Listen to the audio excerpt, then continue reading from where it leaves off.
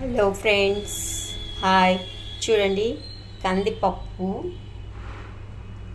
కొబ్బరి, ఎండుమిరపకాయలు, తెల్లగడ్డ వేసి ఈరోజు కందిపప్పు పచ్చడి చేస్తున్నాను. చాలా టేస్ట్గా ఉంటుంది. పప్పులో, రసంలో, చాలా ఆకుకూర పప్పులో కూడా బాగుంటుంది నంచుకు తినడానికి. చాలా అంటే చాలా టేస్టీగా ఉంటుంది. ఒక్కసారి ట్రై చేయండి. నేను చేసే విధానం చూపిస్తాను. చూడండి బాండలి పెట్టాను. బాండల్లో నూనె వేసా కొంచెము. ఇప్పుడు దీంట్లో కొంచెం బాండలి ఆయిల్ హీట్ ఎక్కినాక,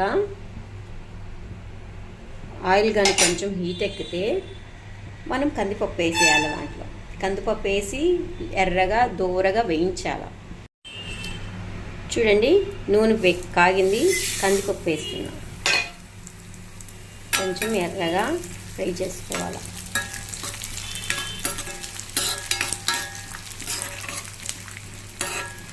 చాలా టేస్టీగా ఉంటుంది.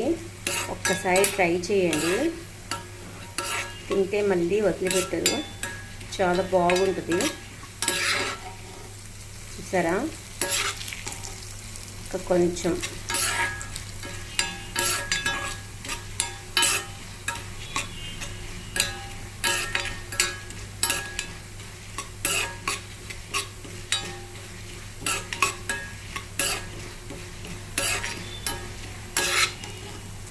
దీంట్లోనే కొబ్బరి కూడా వేసేద్దాం. కొంచెం సిమ్లో పెట్టేసుకుందాం.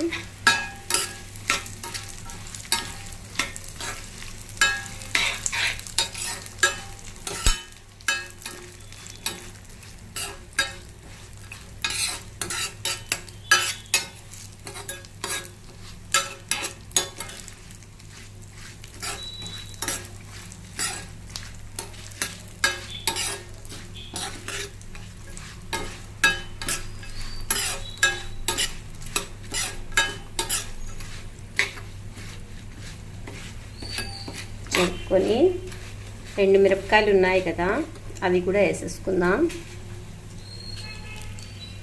తుంచుకొని వేసుకోవాలా, లేకపోతే ఇదిగా ఉంటుంది. వేసారు చూడండి. స్మెల్ మాత్రం చాలా బాగుంది.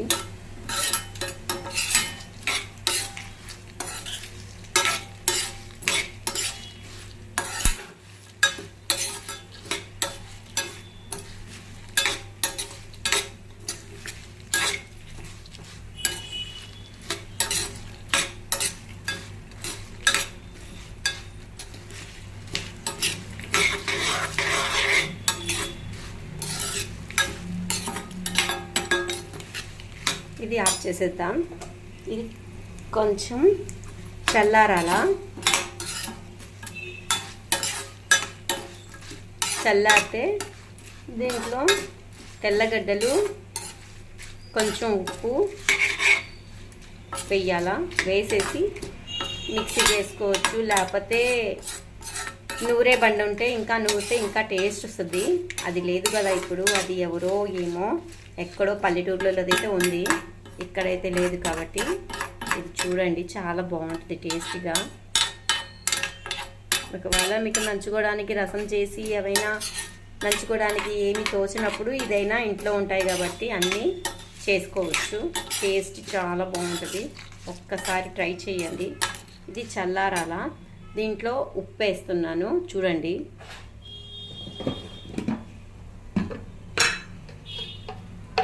ఎక్కువ ఉప్పు పడదు, లైట్గా పడుతుంది. దీంట్లో తీపప్పు కాబట్టి, పచ్చడి పప్పు వండిన పచ్చడిది. చూడండి, కొంచెం వేస్తున్నా చాలు. ఇది చల్లారినాక మిక్సీకి వేసి చూపిస్తాను. చూడండి ఫ్రెండ్స్, చూడండి, ఇది బాగా చల్లారిపోయింది. ఇది మిక్సీకి వేస్తాను. చూడండి మిక్సీకి వేస్తున్నా.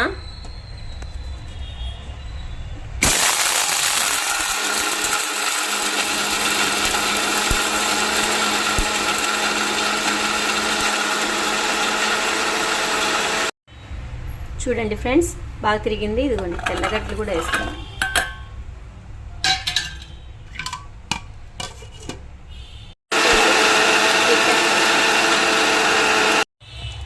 కొంచెం నీళ్ళు వేసాను దీంట్లో.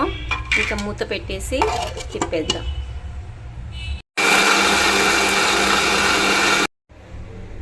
చూడండి పచ్చడి ఎంత బాగుందో, టేస్టీగా ఉంటుంది. దీంట్లో కొంచెం నెయ్యి వేసుకుని వేడి వేడి అన్నం వేసుకుని తింటే చాలా బాగుంది. టేస్ట్ చేయండి, లైక్ చేయండి, సబ్స్క్రైబ్ చేయండి.